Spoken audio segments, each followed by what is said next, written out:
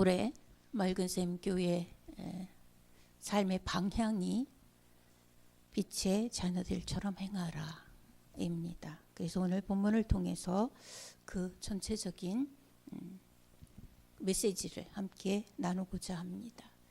성경에 보면 하나님은 빛이시다라고 말씀하고 계십니다. 하나님은 빛이십니다. 하나님의 아들 예수님은 태초부터 하나님과 함께 계셨고 그 안에 생명이 있었으니 그 생명은 사람들의 빛이다 라고 요한복음 1장 2절 4절에서 말씀하고 있습니다. 하나님은 빛이시고 예수님은, 하나님의 아들이신 예수님은 가지신 생명 가운데 빛이 있어 그 빛은 사람들의 빛이 되어진다 라고 말씀하고 있고, 오늘 본문에서는 성도는 주 안에서 빛이다 라고 선포합니다. 빛은 태초부터 특별한 역사를 일으켰습니다. 천지 창조 당시에 세상은 혼돈과 공허 속에 흑암이 깊음 위에 있는 그런 상태였습니다.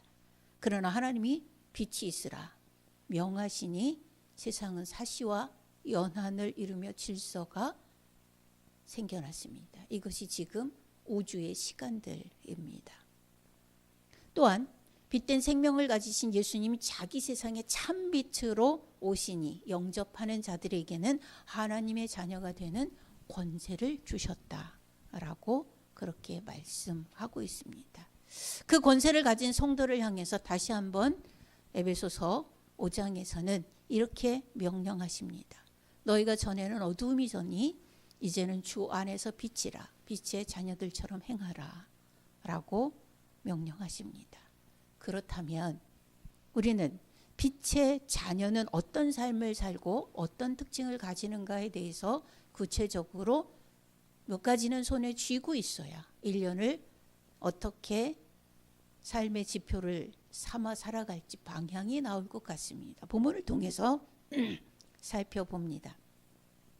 자, 1절을 먼저 보면 빛의 자녀는 어떤 자녀인가?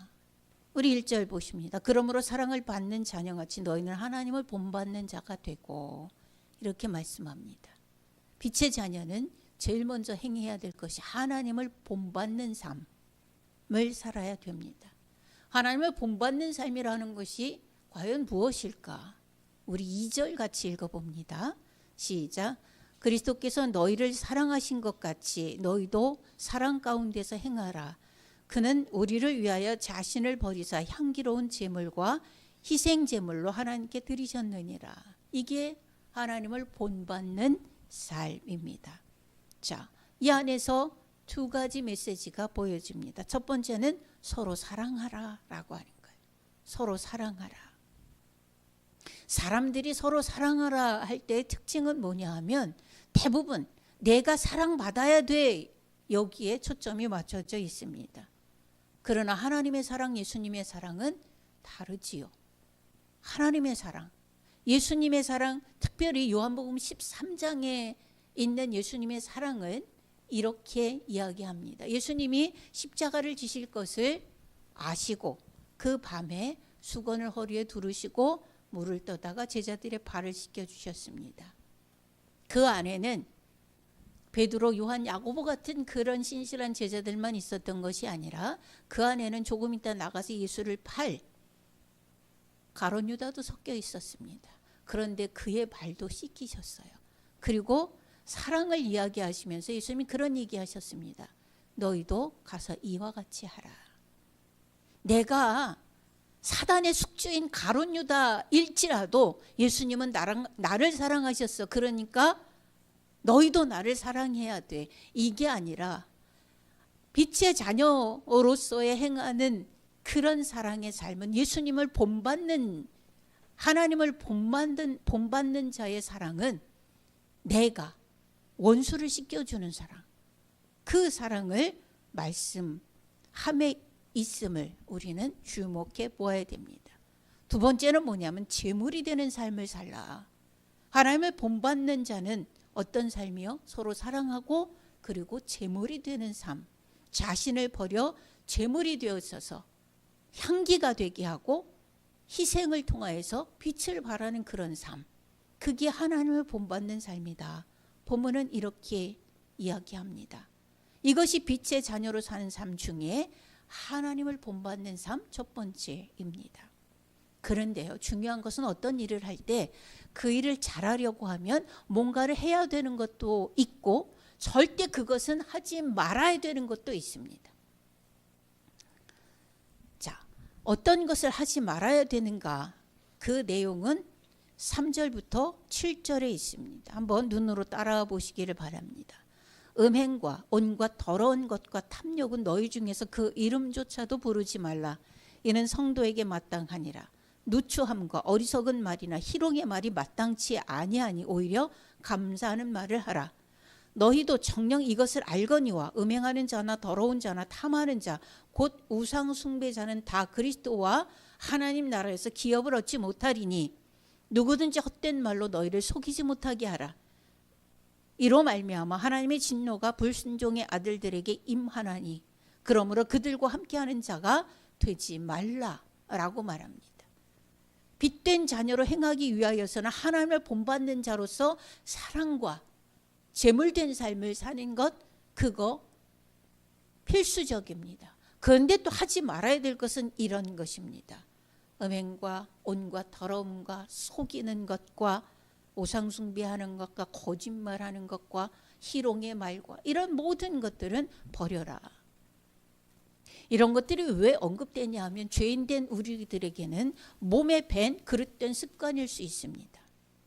그냥 자연스럽게 우리는 사실은 죄가 우리 속에서 역사하지 않습니까? 사단은 우리 몸과 영혼을 숙주 삼아서 자기의 할 일을 하고 있는 중입니다. 그러니 경계해야 되는 겁니다. 특별히 이런 부분에서 몸에 밴 그릇된 습관이 있습니까? 버려야 합니다. 말로 범죄함이 뱀의 혓바닥 날름거리는 것처럼 너무나 자연스럽고 부드럽고 화려한가? 버려야 됩니다. 죄입니다. 그것을 가지고서 빛을 발할 수 없습니다.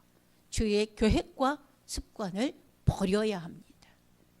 동시에 그런 행동을 하는 자들과 함께 하지도 말라라고 말씀합니다. 함께하는 자도 빛의 자녀로서 빛을 발할 수 없다라고 경계하고 있습니다. 11절 12절을 보면 너희는 열매 없는 어둠의 일에 참여하지 말고 도리어 책망하라.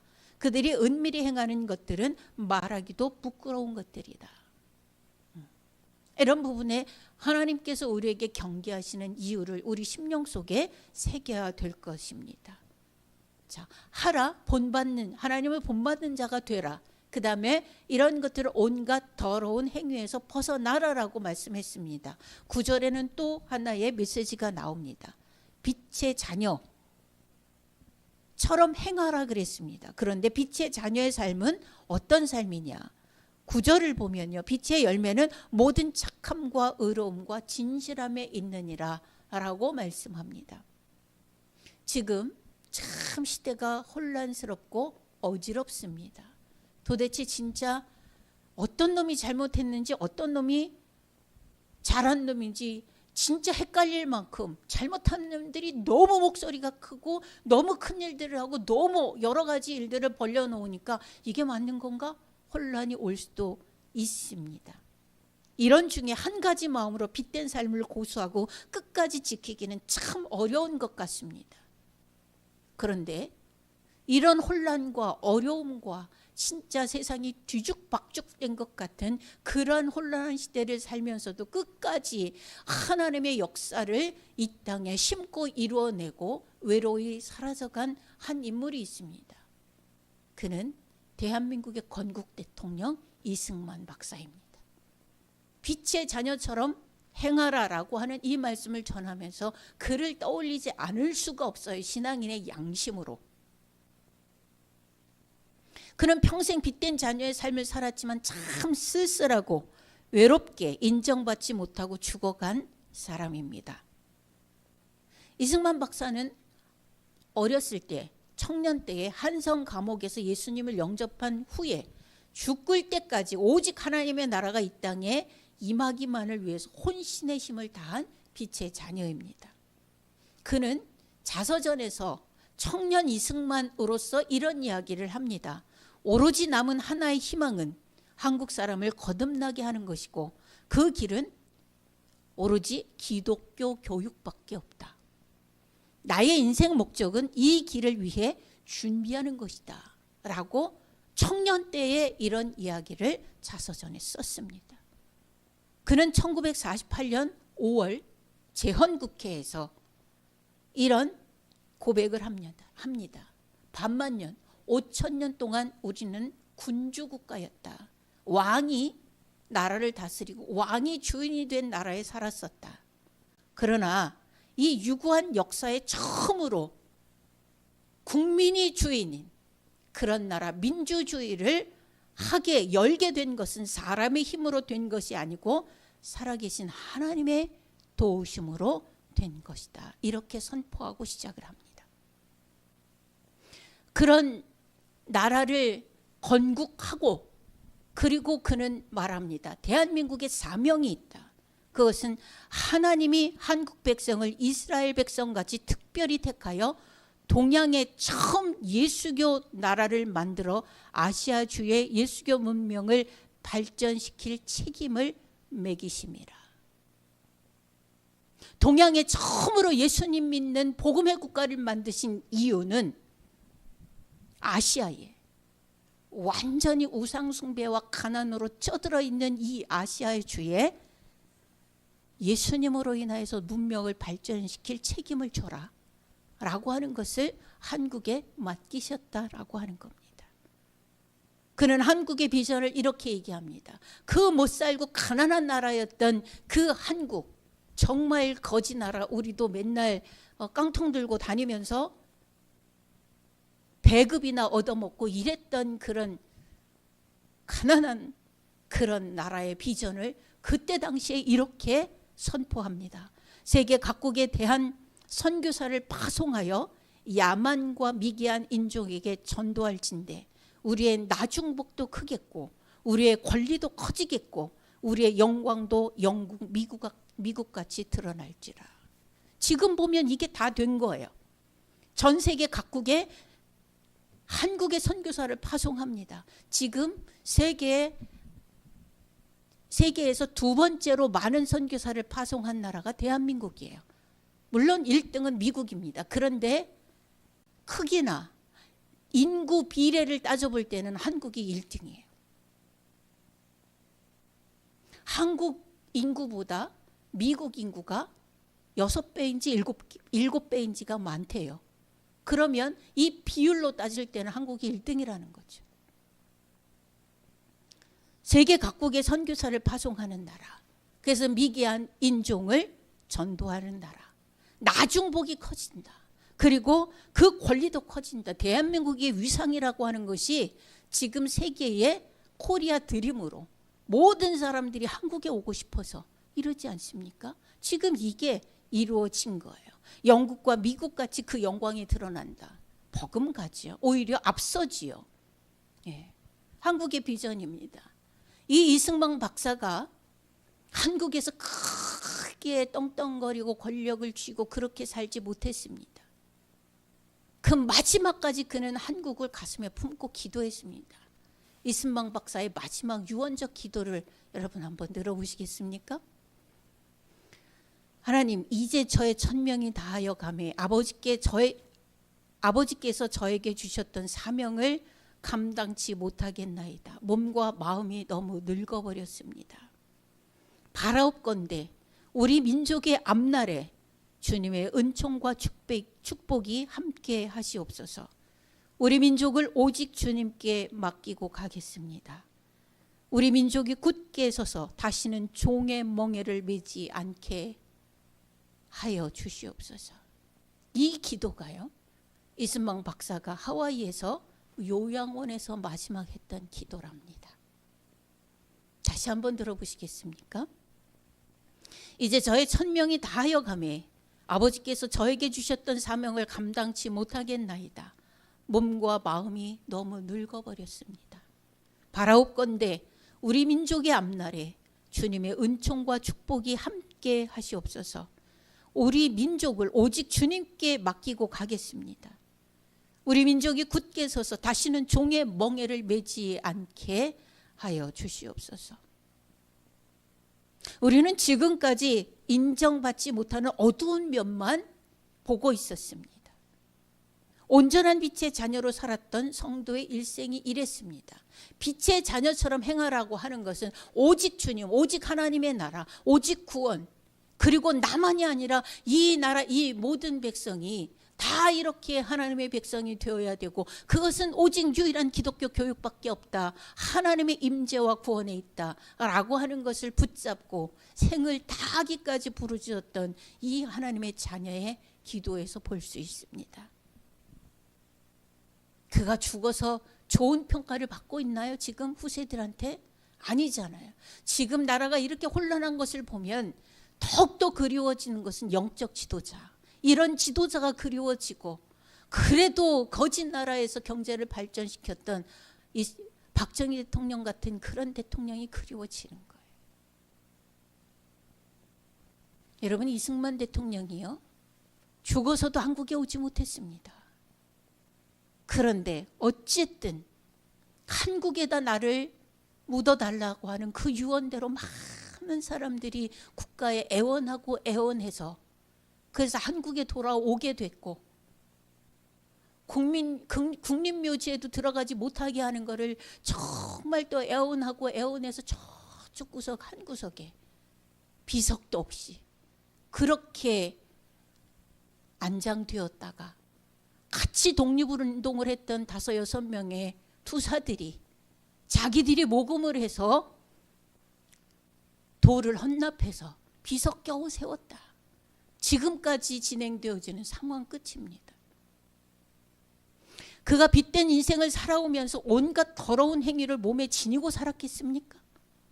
거짓말과 사기와 현란한 말에 노림수로 그렇게 세상을 희롱하며 살았겠습니까?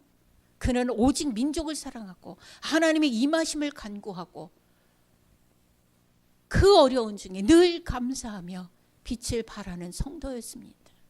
시대가 어려울수록 이런 성도가 필요합니다. 상황이 어려울수록, 환경이 서러울수록, 어려울수록 뭐가 필요한 줄 아십니까? 정직이 필요합니다. 의가 필요합니다. 진실함이 필요합니다. 그것이 어려움을 이기고 죽을 것 같은 환경에서 벗어나는 길입니다. 변모, 술수, 이런 것들이 창고라는 세상에서 우리는 그러한 것들을 본받아 가면 망합니다. 오늘 주님께서 본문에서 우리에게 당부하십니다. 10절을 보시겠습니까? 주를 기쁘시게 할 것이 무엇인가 시험해 보라. 내가 지금 이것을 하는 것이 하나님을 기쁘시게 하는 것일까? 이것을 해서 하나님의 축복이 열릴까? 이것을 해서 후대에도 이렇게 살아라라고 얘기할 수 있을까? 이것을 시험해 보라라고 얘기를 하세요. 13절 14절 보십시오. 그러나 책망을 받는 모든 것은 빛으로 말미암아 드러나나니 드러나는 것마다 빛이니라. 빛은 드러납니다. 술수는 빛이 임할 때 드러나서 망신 이제 완전히 무너지는 망신이 되겠지요. 그러므로 이르시기를 잠자는 자여 깨어서 죽은 자들 가운데서 일어나라. 그리스도께서 너에게 비추이시리라 하셨느니라. 여러분, 당당하게 빛으로 나오시는 삶의 모양을 가지십시오. 오직 열매는 모든 착함과 의로움과 진실함에 있느니라 라고 말씀하고 계십니다. 하나님의 자녀된 모든 사람에게 주어진 사명이 있습니다. 하나님의 자녀가 된 모든 사람에게는 주어지는 사명이 있습니다. 생명의 길을 가는 동안에 목표가 무엇인지, 어떤 자세로 신앙의 길을 걸어가야 할지, 이제부터는 그 족적이 빛나는 걸음을 걷는 주의 성도들이 되시기를 주님의 이름으로 축원합니다. 우리는 빛의 자녀들입니다. 함께 기도하겠습니다. 아버지 하나님, 어떤 때는 진창을 걸어갈 때 반칙을 써서라도 누구 등에 업혀가고 싶었고, 어떤 때는 권모술수를 사용해서라도 슬쩍 넘기기를 원했던 것이 우리들의 삶의 모습이었던 것을 고백합니다. 하나님, 그러나 이제는 착함과 의로움과 진실함에 서게 하시고, 고된 어려움이 있어도 정직하면 공의의 하나님께서 그것을 이기고 빛 가운데로 나올 수 있도록 하실 것에 대해서 굳은 확신을 갖게 하여 주옵소서. 우리가 여전히 죄와 사단의 역사에 숙주가 되어져서 세상을 어지럽히는 데 한몫하는 그런 모습에서 온전한 성도로서 빛의 권세를 가질 수 있는, 생명의 권세를 가질 수 있는 그런 성도로 세워지는 한 해가 되어지게 하옵소서. 예수님 이름으로 기도하옵나이다. 아멘.